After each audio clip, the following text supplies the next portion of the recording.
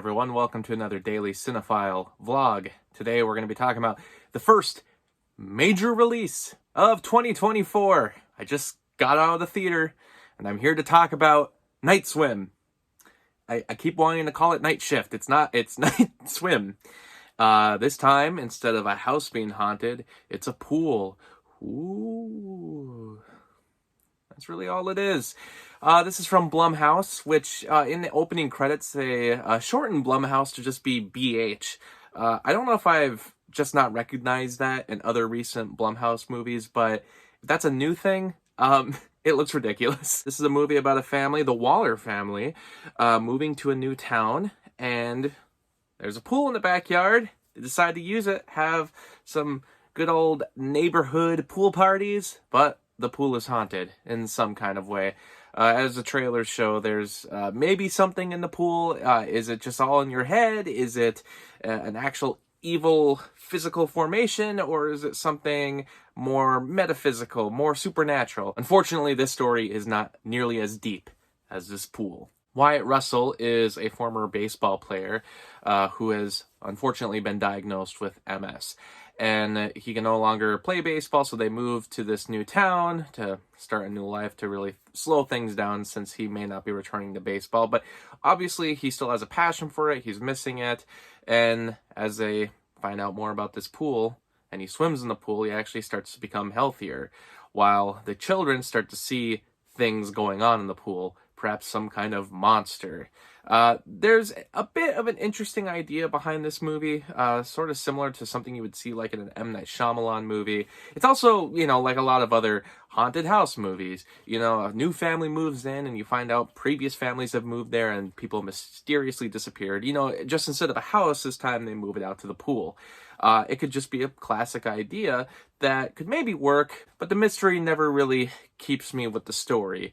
It doesn't really seem to have anywhere to go besides showing some creepy stuff in the pool, really building up this idea, and showing some monsters that, while I'm happy they are practical effects, I don't think they come across as scary as the filmmakers were hoping. They kind of look more laughable. At one point, I was actually questioning if instead of a monster, if it was just actually Danny DeVito. Like, there was like an outline of a character, and I was really thinking of the pool scene from It's Always Sunny in Philadelphia, and I was like, did they just hire Danny DeVito? That would actually be kind of awesome right now if Danny DeVito was in this pool and that was the major twist. Maybe it was going for something a little more comedic. Unfortunately, a lot of the scares just don't work, and a lot of the emotion just isn't there. They try to build this idea that Wyatt Russell can't let go of baseball, and it's causing a division between him and his son because his son isn't really the sporty type. He doesn't really get along with kids, and even at his baseball practice, his dad was stealing his thunder. And the idea is that this pool is making Wyatt Russell healthy again. It's actually curing his MS remarkably.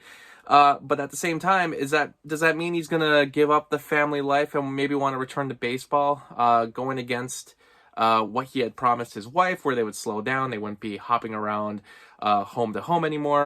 That seems to be the idea that they're going for, but they never really nail it. They just don't really know where to go with it at a certain point. Even that division between him and his son, you know, maybe not relating to one another, it never really goes anywhere. In fact, they have this emotional moment between the mom and the daughter, talking about fear, about when she gave birth to her daughter, but again, like, where did this come from? There wasn't really an emotional tension between those two characters, so this is sort of out of nowhere. And like a lot of horror movies, the rules just aren't followed. I get the basic idea of it, and I'm running with it towards the end when they finally explain everything, but again, it's one of those things where certain characters, not characters necessarily, but other living beings are taken by the pool.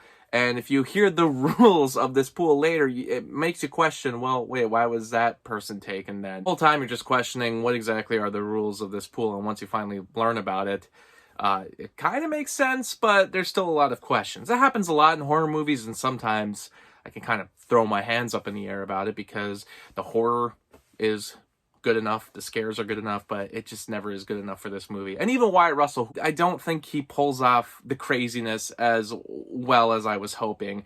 Even when he comes back And there's this moment where they laughed in the theater because his line delivery was just so casual, carefree about his own son, and it was so funny. Carrie Condon is fresh off of being in Banshees of Inisherin, and I think she still does a pretty good job in this movie. I think she's probably the strongest part of this movie, especially some of the dialogue she needs to tell, when she's saying, like, there's something wrong with the pool here. You really kind of believe that she's in with this nonsense. For me, it's just another one of those horror movies that's dumped in January, because what else is there to watch in January? It's not a trusted date for Hollywood studios. So for me, it's 2 out of 5 stars. Let me know what you think of Night Swim.